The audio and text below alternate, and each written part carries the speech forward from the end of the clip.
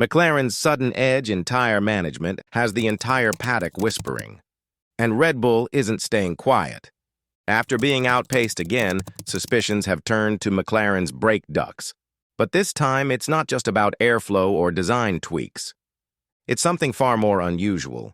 Thermal images, unexplained cool zones, and a theory so bizarre, it might just be genius. The FIA says it's legal, but some teams aren't so sure. So what exactly is McLaren doing behind those wheels? And why can't anyone else catch them? Let's break down the latest twist in what could be the most controversial story of the season. This story begins with something simple: heat, or rather, the lack of it. At multiple races this season, most notably in Miami, Red Bull and others noticed something odd. While nearly every team battled rising tire temperatures and rear-end instability, McLaren's MCL39 seemed to run cool. Not just figuratively, but literally. Thermal imaging cameras picked up cooler than expected readings around the car's rear end, specifically the rear brake ducts. At first, this was brushed off as setup wizardry. But then came the theory. According to reports first circulated by Auto, Motor, and Sport, Red Bull suspects. McLaren is using a highly advanced passive cooling method embedded inside the brake ducts. One that revolves around a class of materials rarely discussed in Formula One: phase change materials. PCMs are substances that absorb or release large amounts of heat when they change their state, typically from solid to liquid or vice versa. Think of ice melting into water. That transition absorbs heat, creating a cooling effect. Engineers across many industries use PCMs to regulate temperature, from electronics to building insulation. The suspicion? McLaren may be embedding small amounts of such materials into their brake ducts.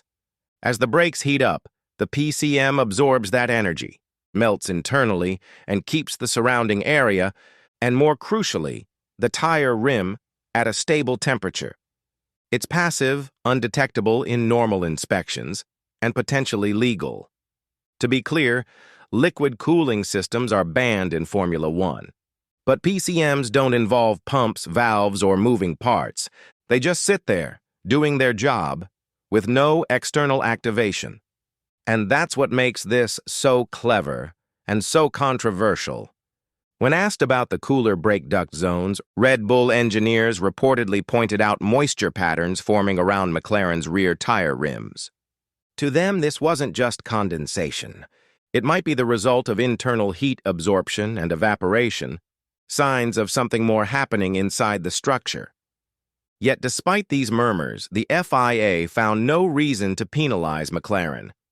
After several inspections, including a more focused evaluation post-Miami, the governing body confirmed that McLaren's setup complies with the technical regulations.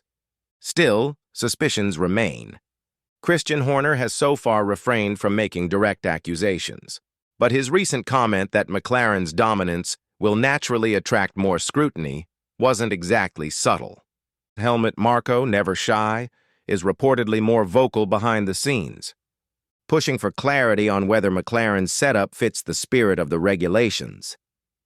And this isn't the first time McLaren's brake system has raised eyebrows. Back in Austria 2023, they were accused of running temperature sensors on their brakes during race conditions, a gray area that was never formally punished, but did force a clarification from the FIA. That moment planted the seed, and now, with the MCL39 showing incredible tire longevity while others struggle, those seeds are growing into full-blown conspiracy theories. Zach Brown, on the other hand, is playing the deflection game to perfection.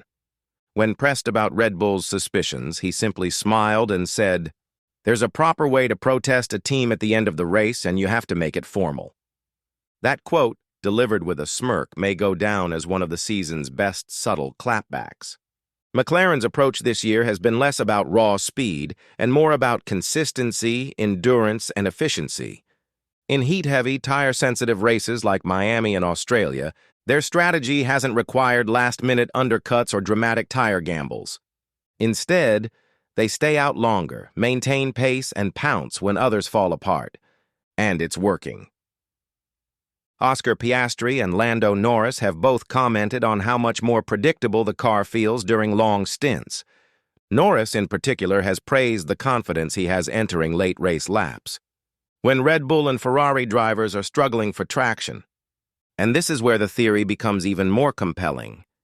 What if McLaren isn't just managing tire temps better by setup, but actively neutralizing heat spikes at the source? If true, this would explain the consistent lap times, the lack of tire drop-off, fewer lockups, spins, and overheating moments. It also explains why other teams are so frustrated, because replicating this would be nearly impossible without knowing the material composition, placement, and behavior of the PCMs. Unlike a visible aero upgrade, this trick lives deep inside the structure, beneath brake shrouds and carbon covers. Unlike flexible wings or DRS tweaks, it wouldn't show up in a wind tunnel scan. It wouldn't affect drag or downforce in ways that raise red flags. It's the perfect ghost advantage. For now, McLaren is benefiting from what could be one of the most innovative cooling solutions in recent F1 memory. And unless Red Bull or Ferrari find a way to expose or copy it, this edge may quietly become the difference maker in the championship battle. Of course, all of this hinges on the FIA's stance. Should evidence emerge that McLaren is breaching rules via fluid expansion or mass redistribution, even passively, penalties could follow. But for now, the governing body seems content with McLaren's explanation. That doesn't mean the others are backing off. Mercedes is reportedly increasing analysis of McLaren's telemetry and performance data.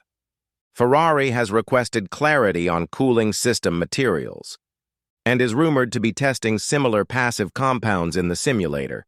But even if they find a way to mimic it, it might be too late. The 2025 season is already shaping up to be one of the tightest in recent memory, and small margins are becoming race-winning margins. In that context, even a few degrees of tire temperature control can swing an outcome. Over a season, it could determine who wins the constructor's title and who watches from behind. Whether McLaren is exploiting a genius loophole or simply operating at a level of refinement others haven't reached. One thing is clear: they're not just winning races, they're shifting the narrative. And in Formula One, that's often more dangerous than outright speed. The brake duct story may cool down in the headlines, but its legacy will heat up every time Norris or Piastri pulls away clean, while others overheat, oversteer, and overthink. So as we head into Imola, don't just watch the lap times. Watch the body language, the garage glances, and the post-race debriefs, because if McLaren's secret weapon is real, we're only just beginning to understand how much of 2025 it's already decided. So what's your take? Brilliant innovation or borderline exploitation? Let us know in the comments below. And if you enjoyed this breakdown, check out the next F1 Untold Story video now on your screen.